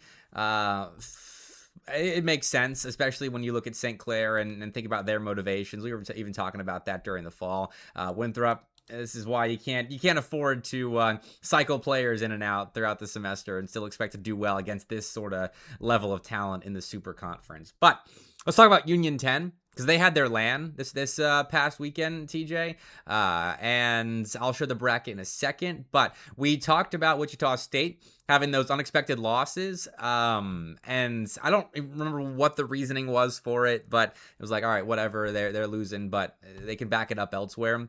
But George Mason, top seed going into the bracket, Cleveland State next best seed, then Wichita State, then UNT, and it culminated in this bracket right here. And so let's anything jump out to you that's crazy? Because with Wichita State and what they've been doing in CRL and the open qualifier as well recently, I don't think it's too wild that they beat George Mason in a one-off event like this, because they've kind of been going back and forth all semester. Yeah, unfortunately, I think this is the most predictable bracket of all time. Like Wichita State are levels above. Now, maybe a month or two ago, maybe that's a different argument. But right now, they are levels above. Even George Mason, as of the last week or two, they have been levels above. No memory a for team GMU, like Cleveland apparently, State. by the way. Well, I'll still make that argument, even without memory. Still, as a program, they are a level above Cleveland State. And now maybe it shouldn't have been a 3-0. Maybe you can make that argument. But no, this is about as predictable as it gets, unfortunately, I believe. So it kind of erases the losses that we saw Wichita State take in NACE. Again, I don't remember the reasoning for it. I know Boone's in chat. He could probably remind us. But, like, it doesn't matter when you're doing this on LAN. And it was hosted at Missouri as well. So shout out to Mizzou for hosting the Union 10 LAN. And the top 3 here make it directly into NACE playoffs. So even though Cleveland State didn't it took one game off of the big teams, but even then they'll still qualify for playoffs. And Boone is saying that the motivation was not quite there for the regular season matches, so that's all he'll say on that. And we've been on that. I mean, that's what happens when you remove prizing from NACE. Like, the motivation is just there for playoffs, and so is what it is. But we'll talk about the other leagues as well, because we had NACE in the Union 10 LAN. We also had PCL and ECAC we'll check up on. And this is why this is always the fastest segment of the podcast, because in PCL, I got to crop again, too many different websites for all of these leagues. We had one notable matchup recently, and Columbia College and WCTC, they played their series, and it was a 3-0 for Columbia. So this was one that we kind of had circled to see if Columbia was the real deal. And yeah, they took care of business, because they could have been caught out by WCTC, and they were close games, but Columbia, they take care of business here. I mean, the last time WCTC took a bad loss, which was against a Mount Aloysius roster, where they had semi-close games, then they came back and they look like a new animal. So now you play a team that's a step up in a Columbia. I'm pretty scared for WCTC might be if they get an extra LAN or two in the pocket. So I unfortunately expected, but at the same time, a decent result, even with the losses. Like, I don't value losses heavily. We've talked about this on the podcast plenty of times, but those are good games for WCTC. And that concludes our PCL segment of the podcast. Move on to ECAC, because we actually have some stuff to talk about here. I'll put the results up on, actually I put the standings up on screen first. This is both groups 1 and 2 of the Titans division. And I mean, look at this. Like, this league is run by Ball State and Akron. You've got the two A teams of Ball State and Akron at the very top here when you combine the standings. And then the two B teams. And then you got Wichita State as well, Oklahoma Christian, Concord with the internet situation, and then Mount Aloysius sneaking into the top 8, TJ. They actually beat Bruton Parker in Game 7, which is what is putting them towards the top of the table. I mean, good for them. We finally get a chance for Mount Aloysius to prove themselves against the top 16, top 8 in the nation. Now, granted, I will say, again, Concord has been a dominator of ECAC in the last few years, but again, the internet has been miserable for them. St. Clair also used to be competing in ECAC. I think they are now not here, unless I missed them up top. No, they're not. They're not.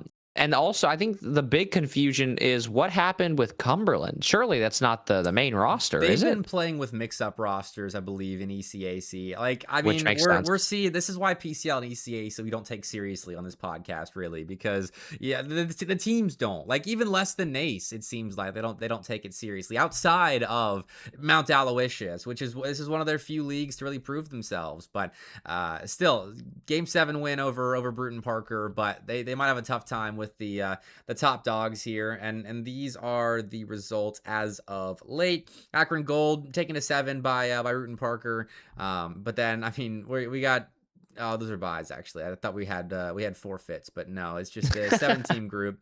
But like Mount Aloysius 4-1 over Concord, like with the internet situation we talked about already in the podcast, you can't really put a ton of stock in that. And then I don't have group 2 already up, so I'm gonna have to go. Well, I will say, I did get DM'd. I did get DM'd about that Mount Aloysius win over Concord. Zekers was very quick to send that my way. And they told me Concord was not on internet issues. I don't know if that's true or not. So, I mean, given how Concord treats ECAC, I still don't think I'm putting too much stock into that. But without the internet issues, still a good win. I'll give them that. Ball State over Oklahoma Christian, not too shabby right there. Bruton Parker Academy taking a couple of games off of Akron Blue. So VPC JV boys having some fun, but overall, I mean, playoffs is really going to be when ECAC gets interesting, but I did want to keep everyone in the loop about it. Yeah, an OC 4-1 of Wichita State was there too. I did not catch that originally. I mean, but also I understand Boone's point about like a lot of these players don't care about these weekly leagues. So unfortunately, you still got to show up and play. Like I say the same thing about Winthrop. Still got to show up and play. Regardless, like I really wish Garrett was able to be in person for that. And then Boone also says they beat them in the more important games. So you know what? Fair play, dude. Again, this is my issue, and this is a whole episode for another day, another week in itself. But the way that these teams and the culture around these leagues, other than NECC, other than bits and pieces of NACE, well, it is the more important game, Boone. Like for our auditory listeners, Boone just said he didn't say that, but he kind of did. He said the week after would beat them in CRL quals. That's the more important game, if we're being honest. So if you like them, great. I'm glad you like them. Good for you. But anyways, my moral compass and all of this is all about that. These teams don't care enough. And that's another episode. It's another topic, but I just wanted to make it public again for the 1,000th time that we cannot do these results. We cannot read into these leagues. And you said it about ECAC. The teams don't care. Yeah. So how can we care? I was really thinking about cutting it from the podcast completely and just focusing on playoffs, but we've covered it all semester. We might as well finish it out. But let's talk about, we got 2 more LAN conversations to talk about. One we forgot about last week, honestly, and then this one which happened this weekend as well up in Canada, the No Man's LAN, which was hosted by St. Clair. It featured them, their academy team, one of the Waterloo rosters, and I'm doing this from memory, so you're gonna have to catch me if I don't get a team. So two St. Clair, Waterloo, Conestoga was there, and there's a 5th team as well.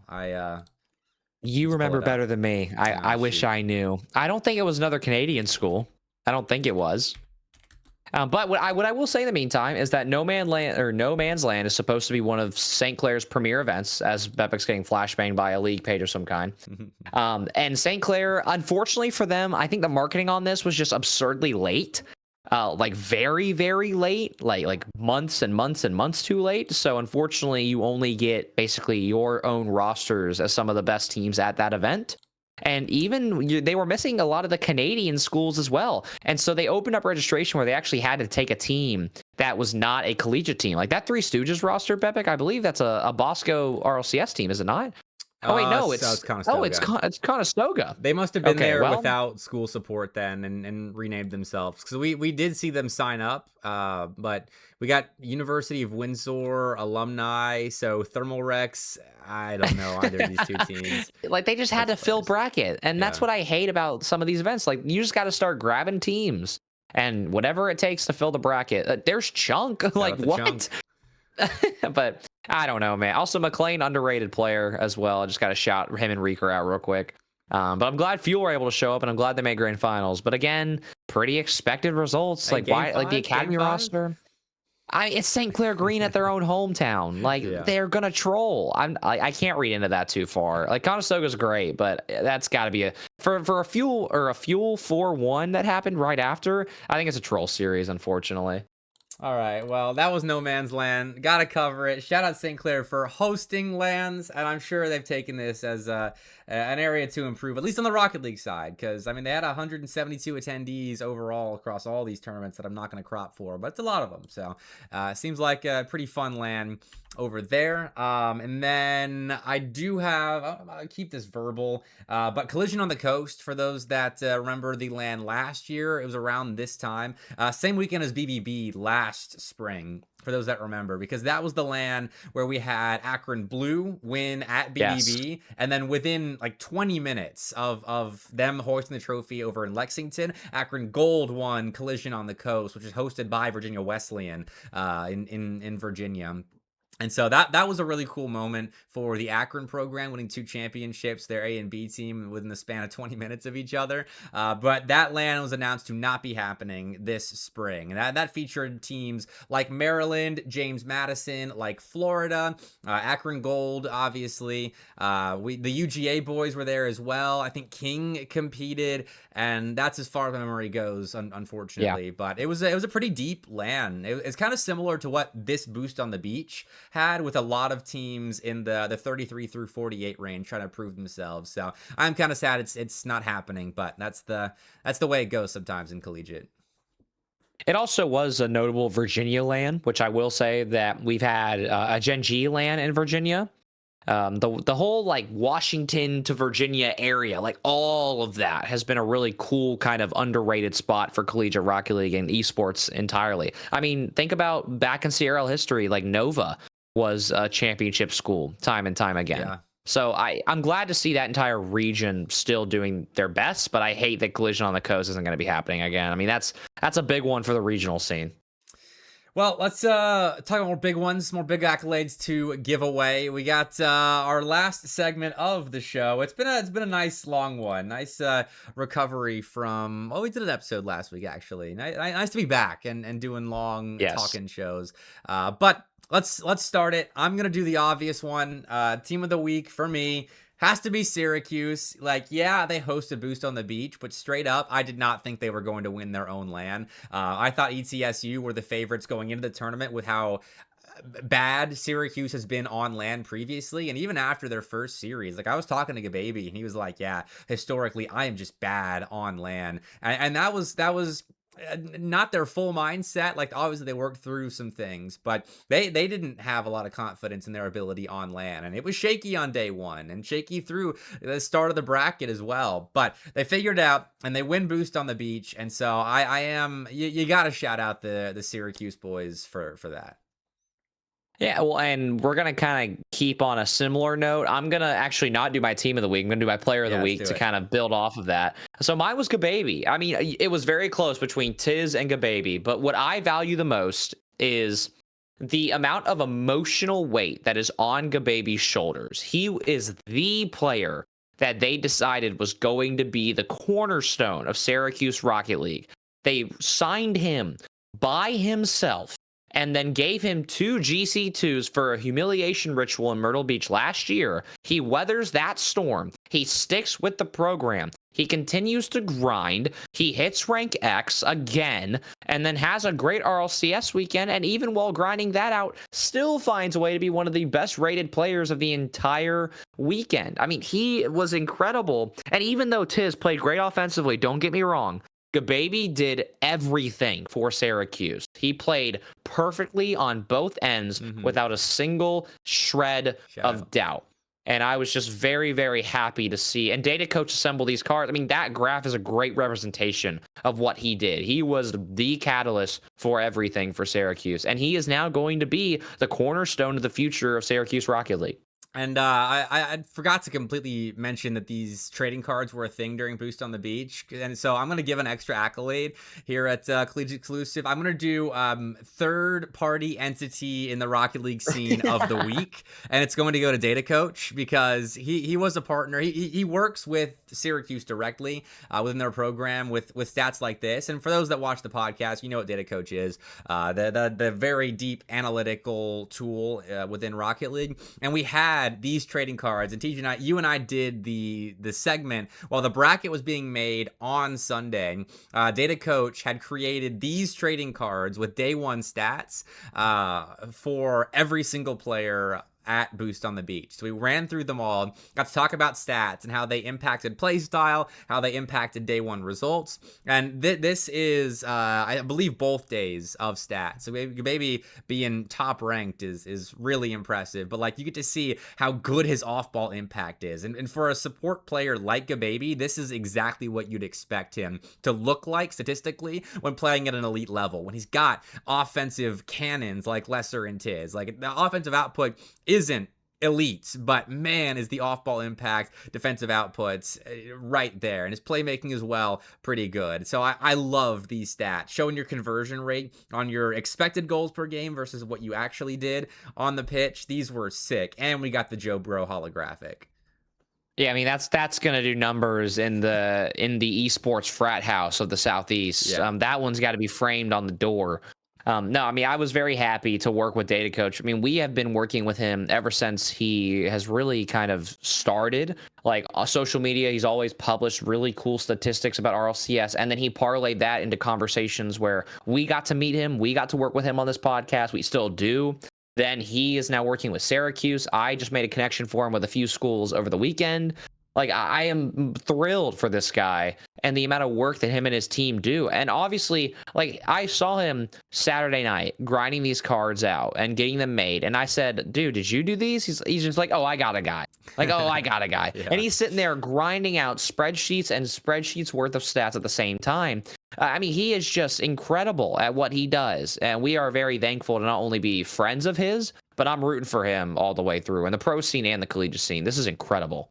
Yeah, Data Coach does such good work. And even though we haven't done a segment in a little while, it's some stuff outside of the podcast has gotten in the way on my end in putting that together. But he's so supportive of the Rocket League scene, of us, of Collegiate now as well. So if you're interested in Data Coach, datacoach.gg, check it out. It does such cool stuff. And it's great for, like, not only your individual play, you're part of a program, improving and snuffing out the stuff that doesn't show up on the eye test within your game. game where you can improve, and it's such a cool tool. And you don't get much like this in the esports scene. So when you do get something like this, you have to prop them up. So shout out Data Coach and the trading cards as well. Every team got their trading cards too for day 1 and for day 2. So that such a cool little piece of shoulder content for a LAN. I don't think we've ever seen anything like that before at a LAN, TJ. It's usually just the Rocket League and maybe the occasional interview for us. No, it was one of one. And the fact that we got to talk about 40-45 minutes worth of stats alone, like this is what me and you, like you're the spreadsheet guy. This is what we live for, especially within, again, the top 48 to 32, which is what this LAN had for the most part. And then obviously like Syracuse, CTSU, et cetera. So this was just a dream collaboration. And again, love Data Coach and love the entire team to death. And they are just such incredible people, and they really do care. And I mean, hey, and if you don't think he's working with some of the best teams in the world, you better be sorely mistaken. I mean, he has a talent, and he's got a really, really like huge future as a statistician in esports. And I think this is just a start for him. Yeah, and there's the 3 of us at the hangout. I was super glad to hang out with him for the weekend. So great guy to talk to, just good human. Great story as well of working in corporates and just the 9-to-5 business side of your work life, and then leaving that behind to pursue something that he loves. And so if you ever get the chance, talk to him about that story as well. It's a great example of it. But we got a few more accolades to give out here. You got your team of the week. I got my player of the week. I'm gonna do my player, TJ, because it is still Boost on the Beach related, being that that is where we were at over the weekend.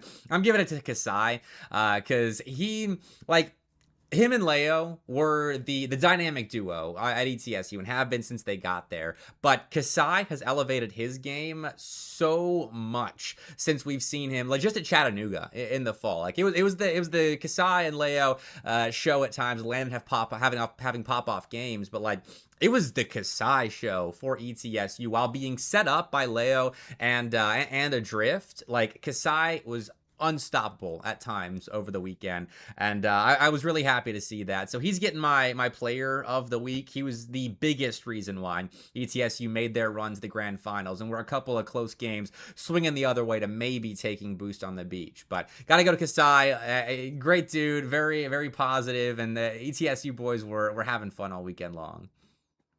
I wish the best for the Frenchmen because they are incredible together and they are unstoppable. And Kasai was just as impactful as Leo was, but Kasai was shooting and offensively putting shots and pressure on at an absurdly high conversion rate. Again, to reference Data Coach, it was just incredible. He was the highest rated player of the weekend coming out of Saturday, and even getting into Sunday, that did not change.